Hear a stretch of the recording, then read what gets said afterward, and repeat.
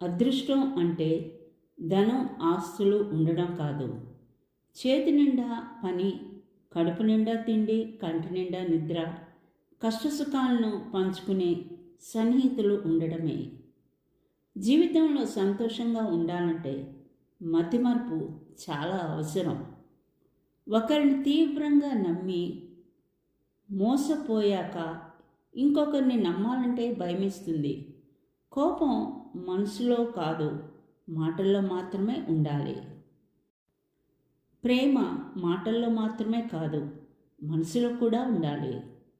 కర్మ ఊరికే వెనక్కిపోదు. నీకు ఏమి నేర్పాలో అన్నీ నేర్పించి మాత్రమే వెళ్తుంది.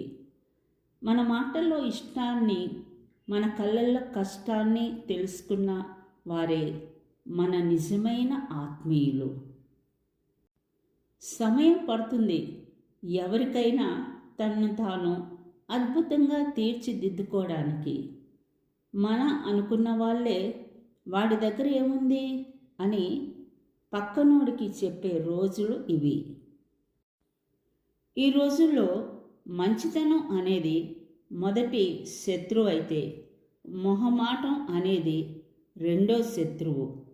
మన జీవితం మన చేతులారా నాశనం చేసుకోవడానికి ఈ రెండు చాలు. సులువుగా జారిన మాటలే బలంగా బాధపడతాయి. దారులన్నీ మూసిపోయినప్పుడు నీ ధైర్యమే నీకు దారి చూపిస్తుంది. లాభం ఆశించి చేస్తే వ్యాపారం అంటారు. ఏమీ ఆశించకుండా చేస్తేనే సాయం అంటారు. కొందరి ప్రవర్తన మన గుండెల్లో సూదులతో గుచ్చినంత బాధను కలిగిస్తుంది. అయినా ఎందుకో భరించాల్సి వస్తుంది. జనానికి మనం ఎలా ఉన్నా కష్టమే. మనం బాగుంటే కుళ్ళుకుని చేస్తారు, చెడిపోతే ఊరంతా చాటింపు వేస్తారు. జీవితం ఎలాంటిది అంటే, ఇంట్రెస్ట్ ఉన్నవాడికి ఆప్షన్ ఉండదు, ఆప్షన్ ఉన్నవాడికి ఇంట్రెస్ట్ ఉండదు.